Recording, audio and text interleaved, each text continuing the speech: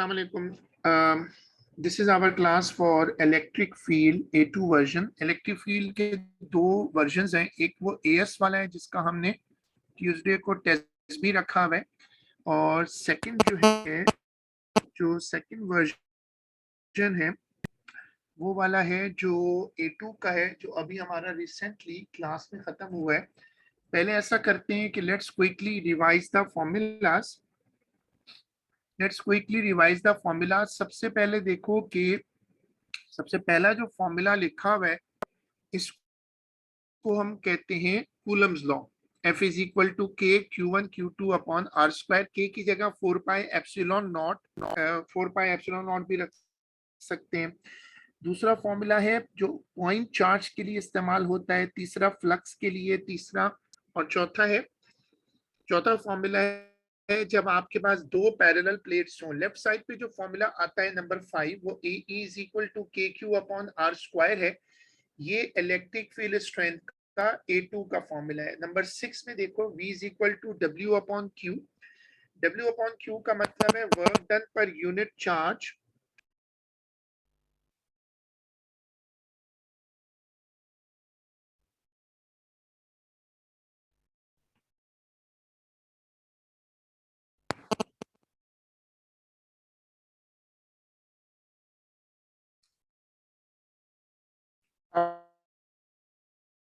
Our today class is for A2 electric field, और इसके जैसे मैंने आपको समझाया था कि कुछ पुराने क्वेश्चंस किया करो, कुछ नए क्वेश्चंस। पेपर 4 काफी चैलेंजिंग होता है। मेरे इसमें सबसे पहले एक फॉर्मूला लिस्ट है, ये मैं शो कर रहा हूँ। ये वैसे मैंने क्लास में फॉर्मूलाज लिखवाए होते हैं, लेकिन फॉर्मूलाज एक मरतबा जरूर रिवाइज कर लेने चाहिए। ये नंबर 1 है, नंबर 2, नंबर 3, ये सारे फॉर्मूलाज एक नजर देख लो।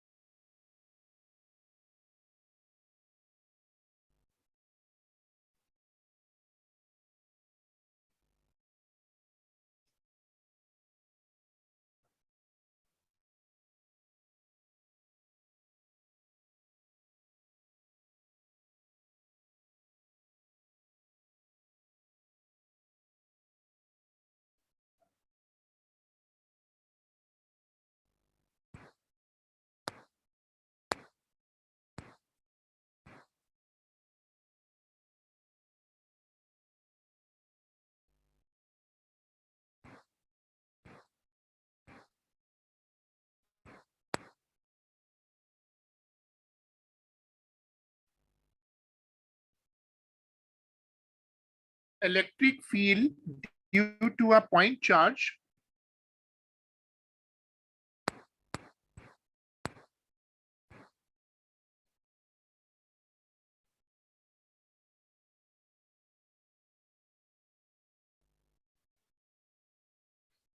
electric field due to a point charge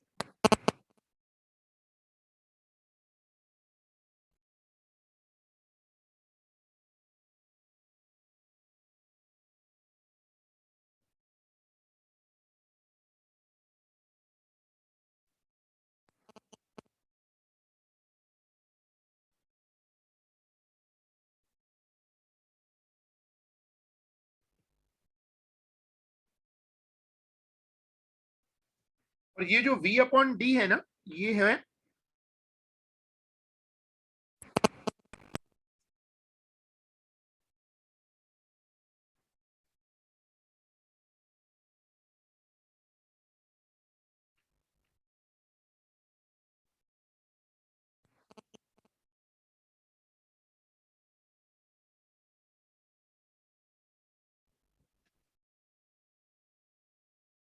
ये लगती है between two parallel charge plates के।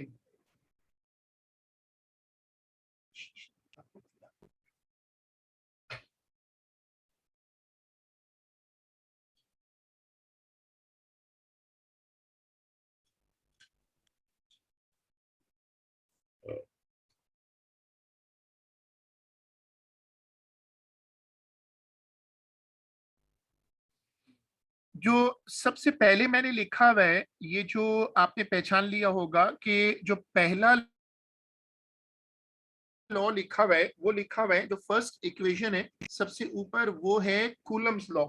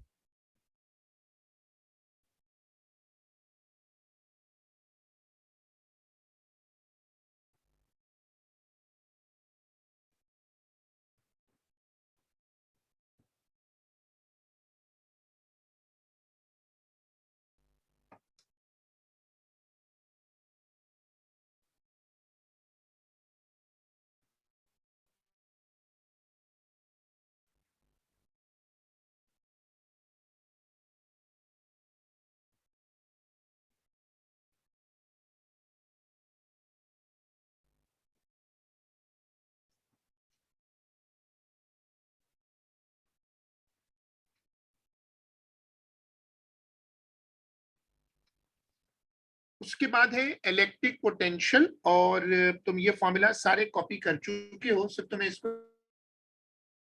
रिवाइज करना है। अगर आप नेक्स्ट स्क्रीन पर आओ तो डेल्टा वी का मतलब है इलेक्ट्रिक पोटेंशियल डिफरेंस। यू का मतलब क्या है?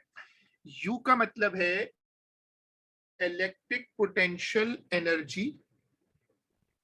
यू का मतलब है इलेक्ट्रिक पोटेंशियल एनर्जी।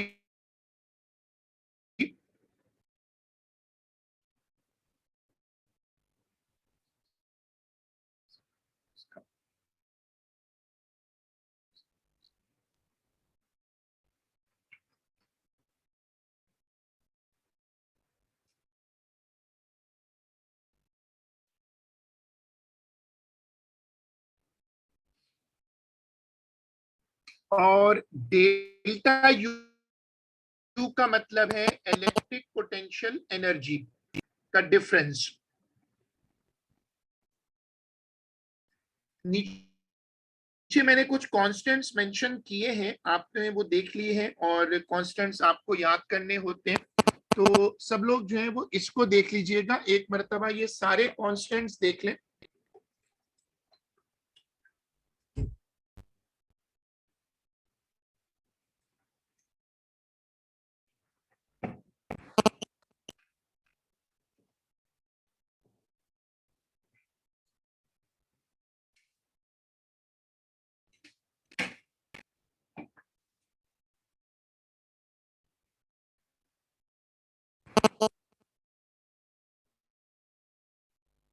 मेरे ख्याल में कि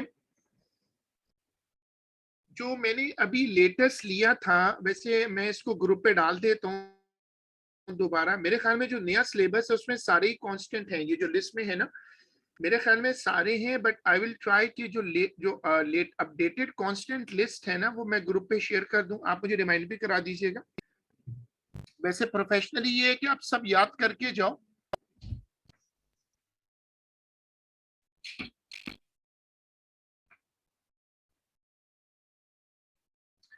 ये यूनिट्स की लिस्ट है।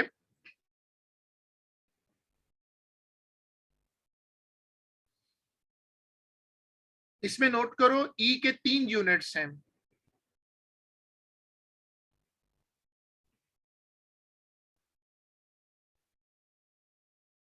चलो अब ईयर नंबर नोट कर लो, अगर आप चाहो तो ईयर नंबर नोट कर लो, चाहो तो मैंने जो फाइल ग्रुप पे डाली है आप उससे भी सॉल्व कर सकते हो, आपकी चॉइस है। ईयर नंबर नोट कर लो, और या वो फाइल ग्रुप पे देख लो जो मैंने फाइल ग्रुप पे पोस्ट किया अभी।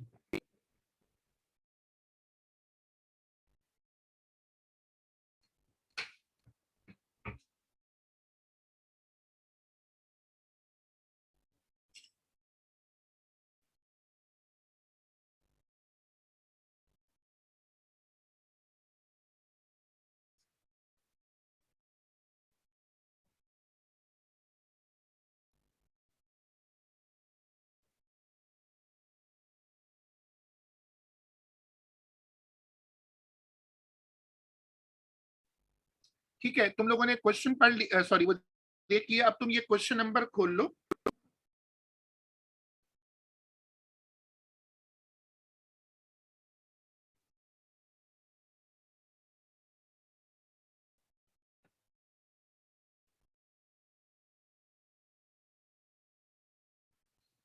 an alpha particle He42 is moving directly towards a stationary gold nucleus.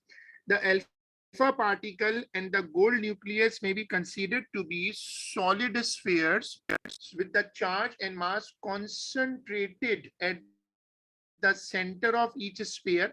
इसका मतलब वो वही कहानी सुना रहे हैं जिसको हम कहते हैं point charge, point mass. When the two spheres are just touching, the separation of their center is this much, and the alpha particle and the gold nucleus may be assumed to be an isolated system.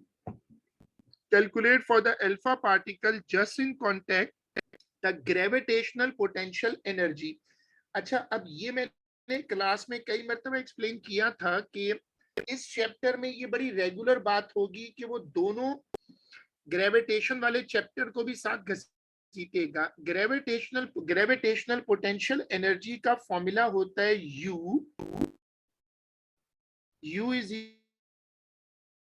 Equal to GM upon R square.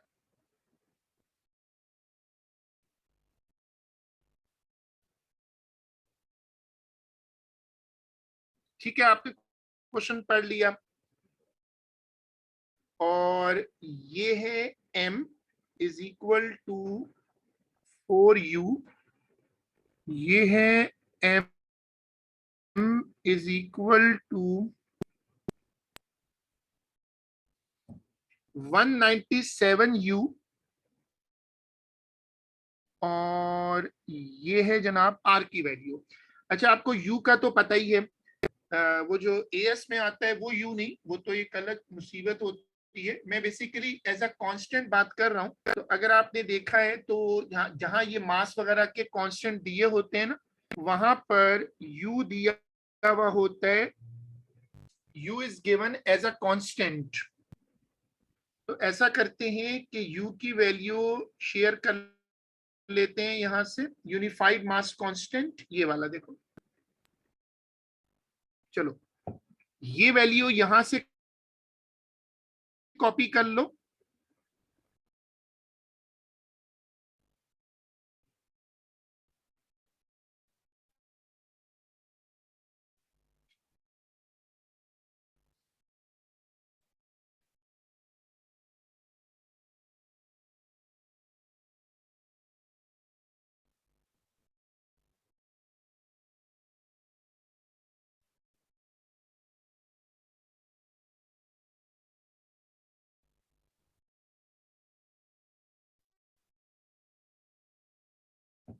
मैंने सारा data डाल दिया है group पे ना. और आपको क्या करना है, अब आपने ये सारी वैल्यूज प्लग इन करनी है और मेरे लिए ये वैल्यू कैलकुलेट करके देनी है. निकालना ये है 9.5 10 पावर -7. अच्छा,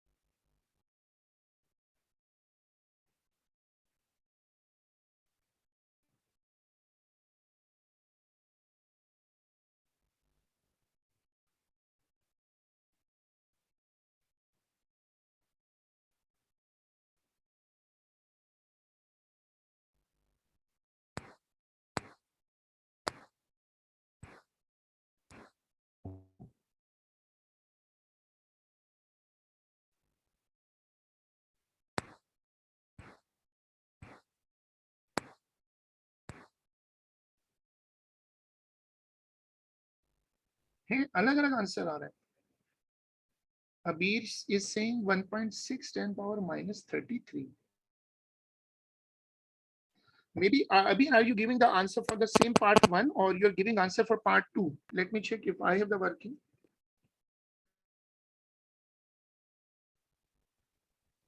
मेरे पास आ रहे हैं 1.5 into 10⁻⁻47. वर्किंग चेक करो. तो आंसर जो दो बताए गए हैं दोनों गलत हैं। गुड स्टार्ट भारत, कोशिश करो यार, दोनों आंसर गलत आ रहे हैं।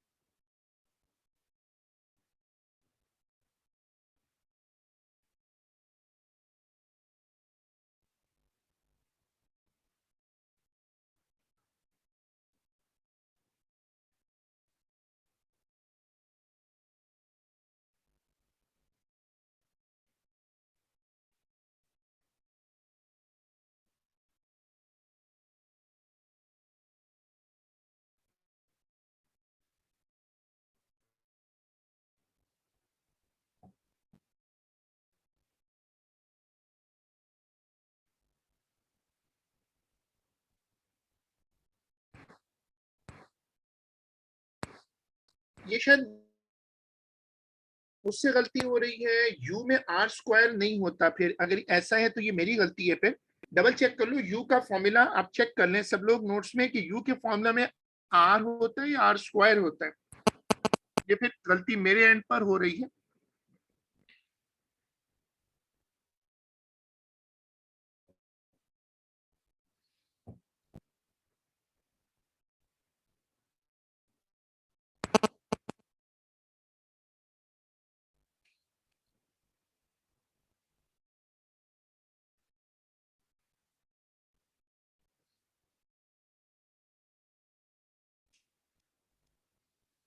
ठीक है, गुड, जल्दी से करेक्शन कर लो, फिर मिस्टेक मिल गई हमें।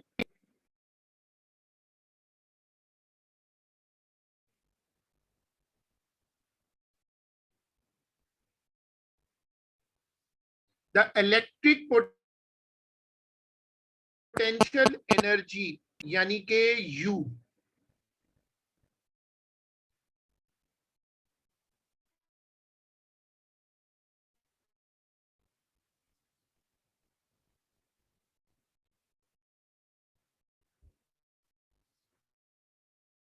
के की वैल्यू है 9 × 10⁻⁹। एक अल्फा पार्टिकल है, एक गोल्ड है।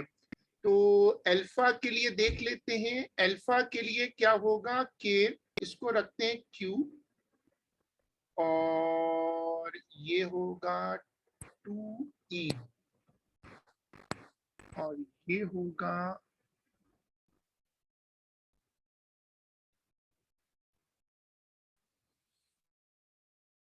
79e। ई का मतलब क्या है, ई का मतलब है 1.6 इंटू 10⁻⁻⁹ कूलम। चलो डेटा शेयर करो, डेटा शेयर करो।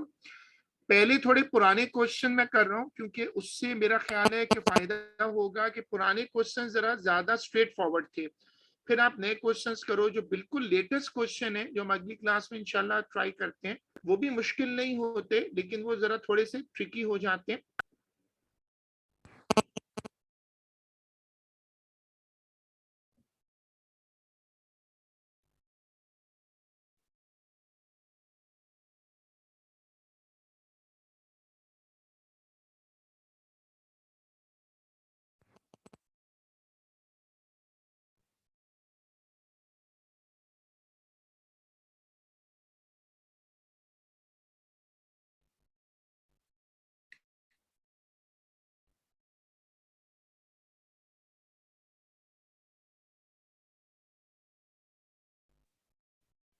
चलो आंसर आए तो बताओ। 3.6, सॉरी 3.8 10⁻⁻12, 3.8।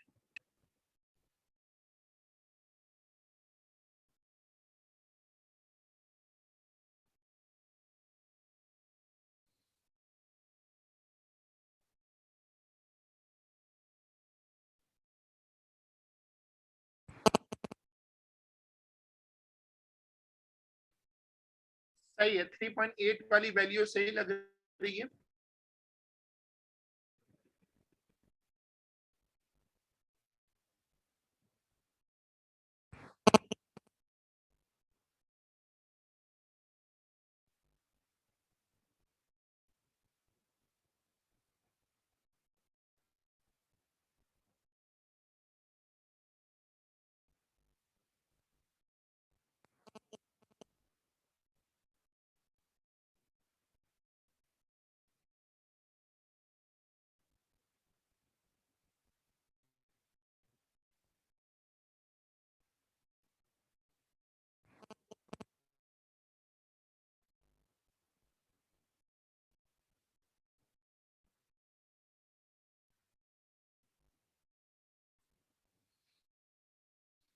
ये वैल्यू आ रही है, आंसर का आंसर और वर्किंग कंपेयर कर लो।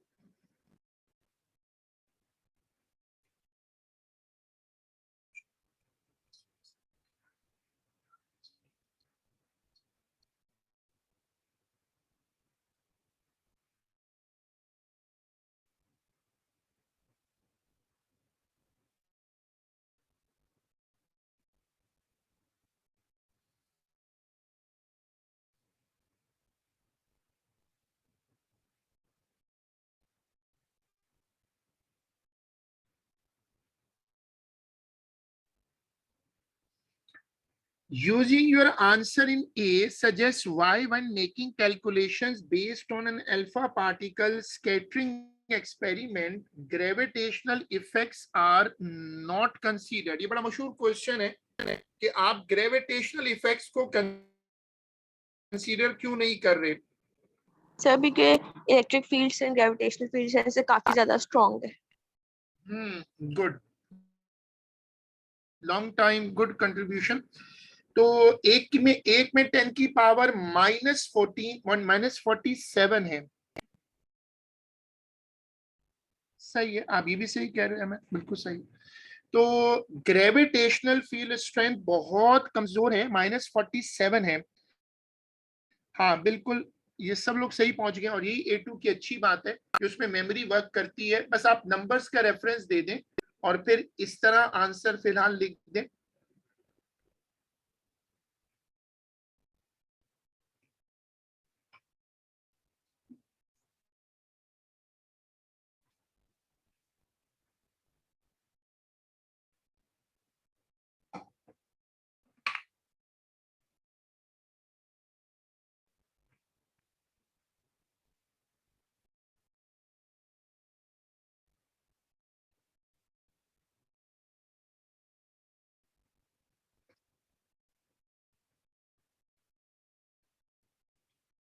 आगे पढ़ो। In the alpha particle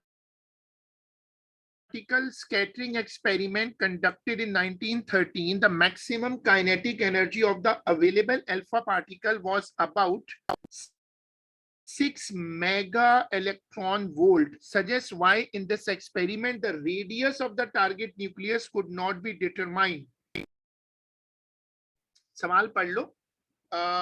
EVOAS में तुम लोगों ने पढ़ा था 1 EV का मतलब होता है 1.6 टाइम्स 10 पावर -19 जूल, और मेगा का मतलब तो 10 पावर 6 होता है। आपको मेगा का मतलब पता है। सवाल कह रहे हैं कि अल्फा पार्टिकल का जब एक्सपेरिमेंट हुआ था तो मैक्सिमम ई के अल्फा पार्टिकल के पास ये थी। अब वो कह रहे हैं इससे रेडियस क्यों नहीं निकला। अब इसके लिए जरूरी है कि अल्फा पार्टिकल जाकर गोल्ड न्यूक्लियस से हिट हुआ हो, यानी उससे जाके चिपक गया हो।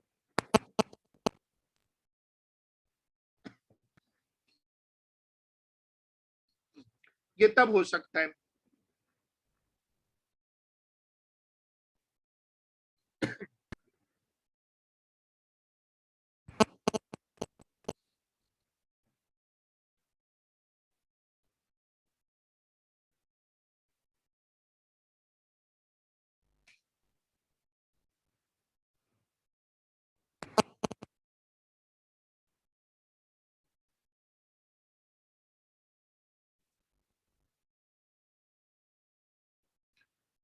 मैं तुम लोग बताओ ना, मैं तभी तो रुकता हूं। मैंने तो तुम लोगों को सारी चीजें बता दी, और A2 तो मेमोरी बेस है, पूरा डेटा मौजूद है, सब कुछ है। तुमने ऊपर इलेक्ट्रिक पोटेंशियल एनर्जी भी निकाली है।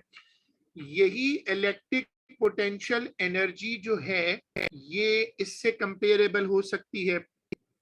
करीब पहुंचने के लिए ये एनर्जी चाहिए। तो मेरी हिंट ये है कि ऐसा करो कि ये जो मेगा इलेक्ट्रॉन वोल्ट है इसको जूल में कंपेयर करो और फिर इसको इसके साथ कंपेयर कर लो, पता चल जाएगा।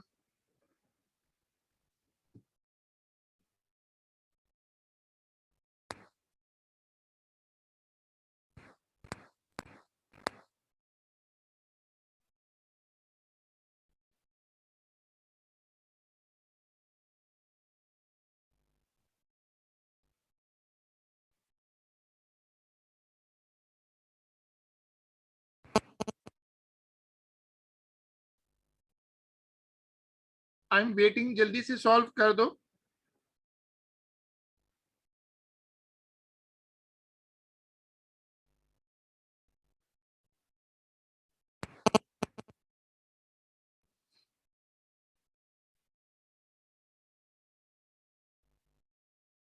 नहीं, -13 तो कम है ना, उससे छोटा नंबर है ना, माइनस में तो उल्टा होता है ना।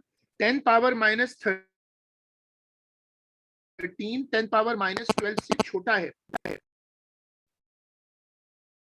अगर ज्यादा है फिर तो क्वेश्चन गलत हो जाएगा। वो तो कह रहा है पहुंच नहीं सका।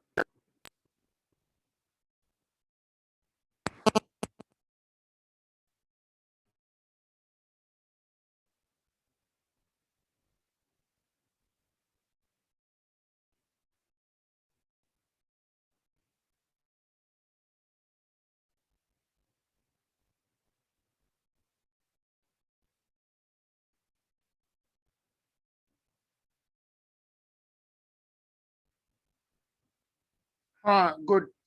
मैंने इसकी वर्किंग स्क्रीन पे शो की है, आप लोग स्क्रीन से देख सकते हो। चाहो तो आप ये छोटी सी डायग्राम जो बनी हुई है ये भी कॉपी कर सकते हो लेफ्ट साइड पे।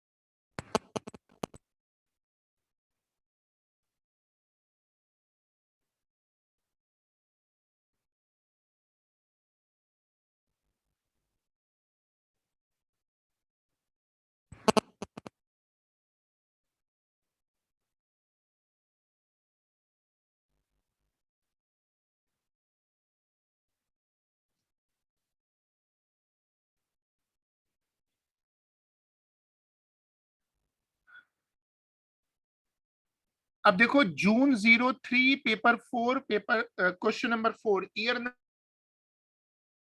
नंबर नोट करो।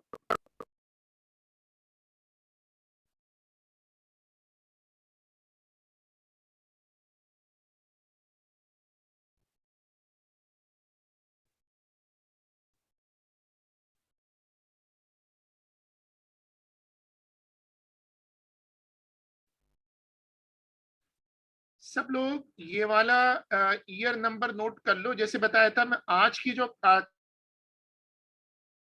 क्लास है उसमें थोड़े पुराने क्वेश्चंस कर रहे हैं, and we are using the idea जो होता है कि जो पुराने क्वेश्चंस होते हैं वो रिलेटिवली आसान होते हैं।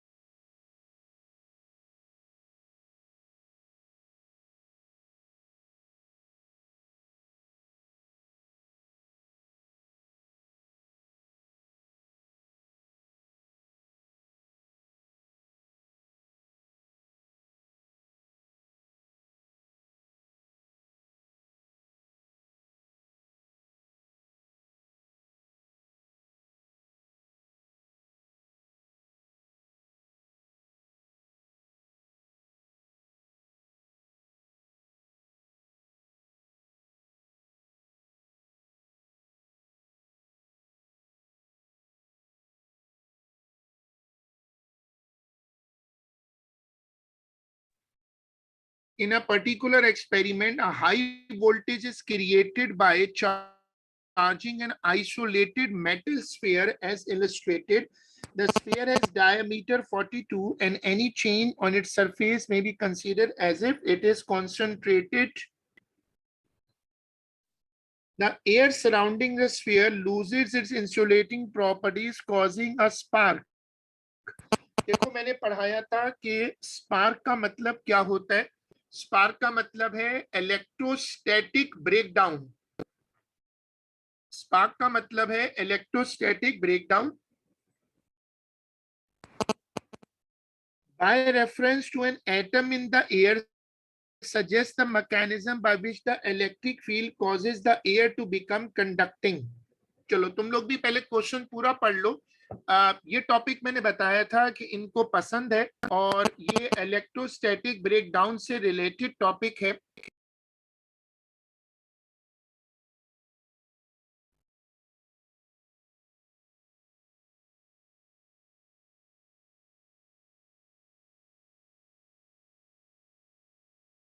तुम लोग भी क्वेश्चन रीड कर लो और फिर मुझे बताओ. भले नोट्स साथ रख लिया करो और नोट्स में से देखकर भी बताओ तो कोई इशू नहीं है, लेकिन असल चीज है याद आना. क्योंकि A2 में मैंने समझाया कि आपको बहुत सारी चीजें समझनी है बट बहुत सारी चीजें मेमोराइज भी करनी है.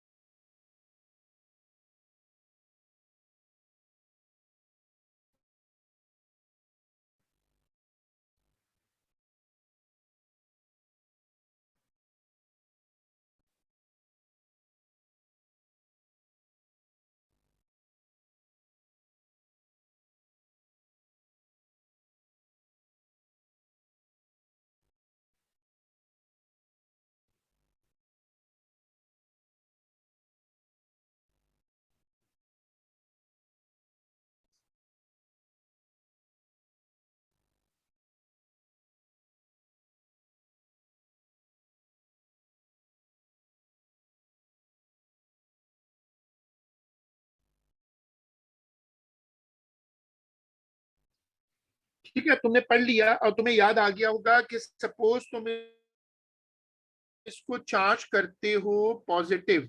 सपोज तुम इसको चार्ज करते हो पॉजिटिव तो इसमें क्या होगा. यहां मैं एक एटम रख देता हूं. तुम लोग केमिस्ट्री लेते हो जो लोग खासतौर पे, उनको पता है कि पॉजिटिव चार्ज क्या कोशिश करेगा कि ये जो एटम है ये इलेक्ट्रॉन लूज करे और इस तरह प्लस हो जाएगा.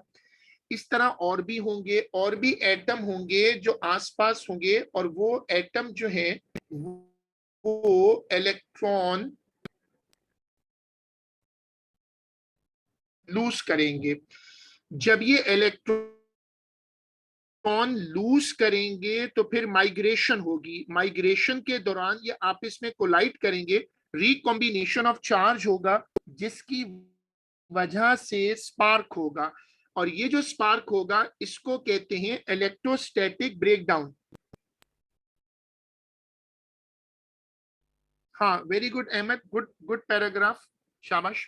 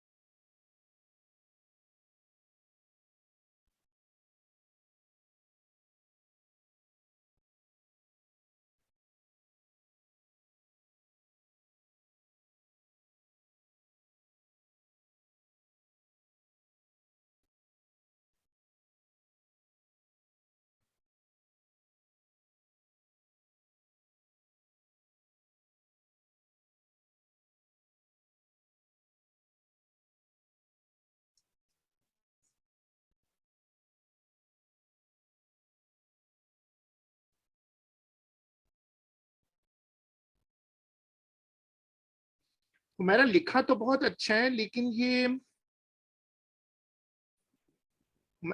ठीक है, it's a good good paragraph, लेकिन ये तुमने कहाँ से उठाया ये बताओ. पैराग्राफ तो बहुत अच्छा लिखा है, it's a good paragraph, distance small वाली बात तो ठीक है, it's looking to be good, लेकिन मुझे थोड़ा बताओ कि ये तुमने पिक कहां से किया?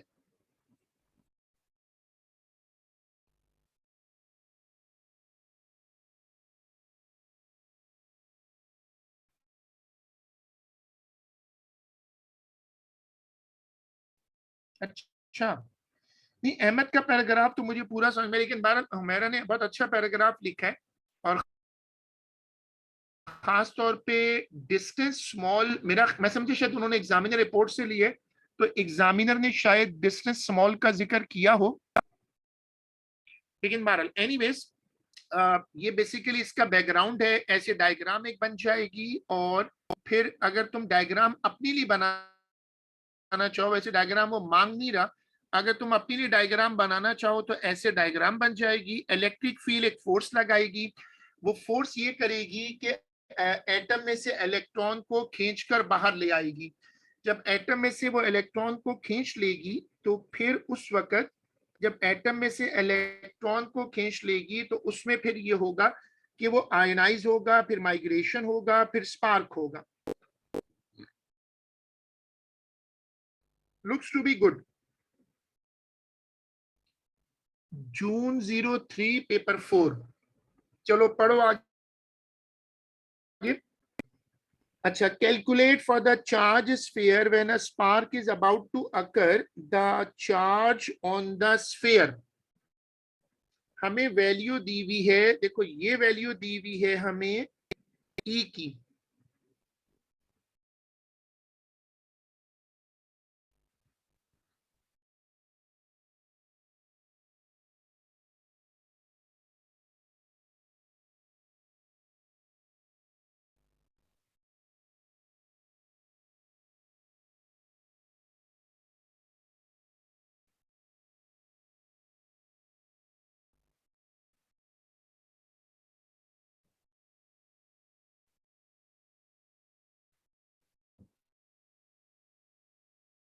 कूलम लॉ लगाओ, लेकिन कूलम लॉ के लिए फोर्स कहां से लाऊंगा? यहाँ तो बाकी चीजें मुझे मिल रही है ना, 220 किलो वोल्ट है, और मुझे सेपरेशन का नहीं समझ में आ रहा कि सेपरेशन कहाँ से ला रहे हैं। अच्छा दिया हुआ है, ओ सही है, सही है, ये यही लगा लो।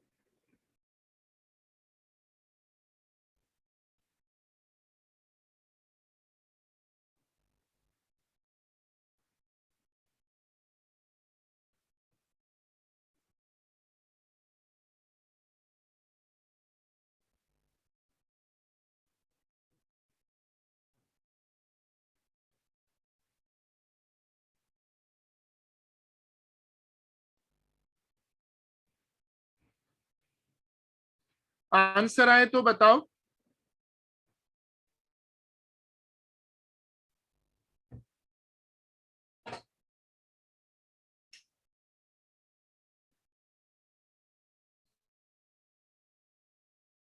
इसका आंसर आए तो मुझे शेयर करो।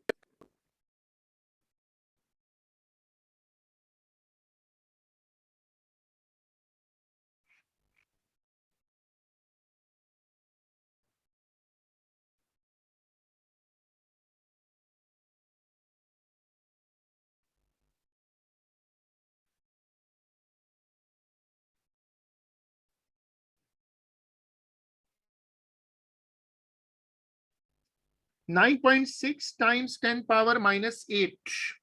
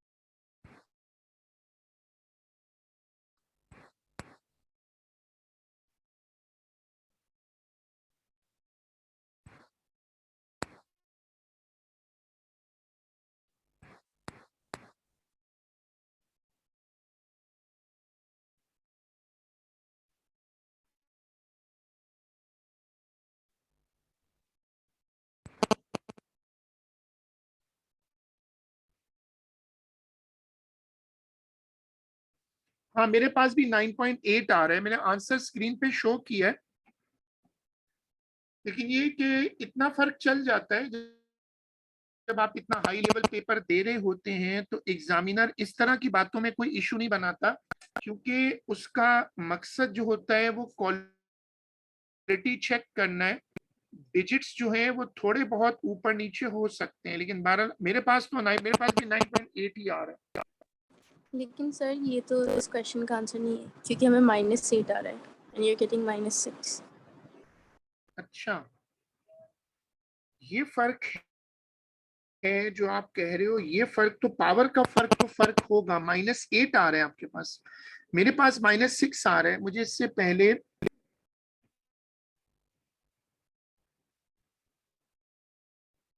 अच्छा -8, यार ये देखना पड़ेगा। मेरे पास -6 आ रहा है, डबल चेक कर लो।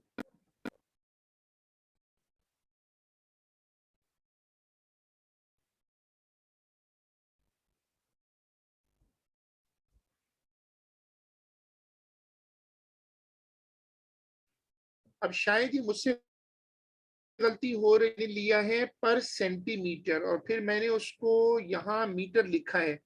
तो मेरे ख्याल में आप लोग सही कह रहे हो कि वो इसको हमें चाहिए कि इसको सेंटीमीटर में ही लेके चलें, क्योंकि यहाँ पर जो है वो ई जो है वो सेंटीमीटर में है। अगर मैं इसको चेंज करता हूं,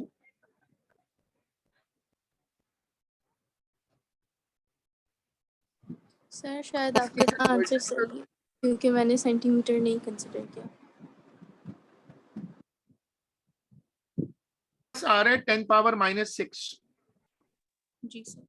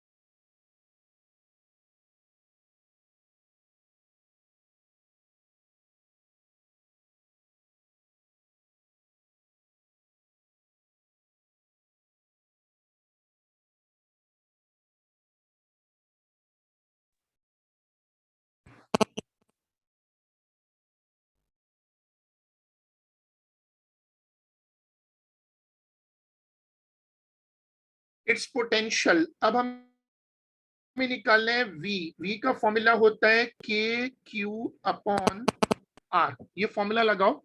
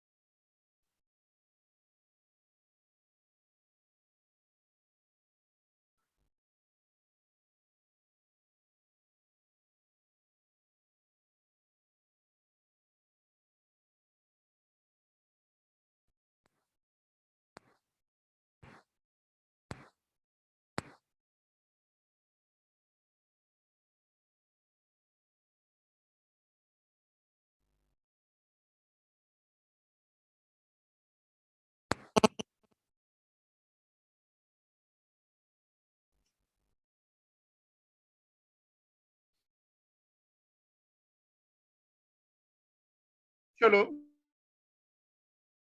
वर्किंग कंपेयर करो।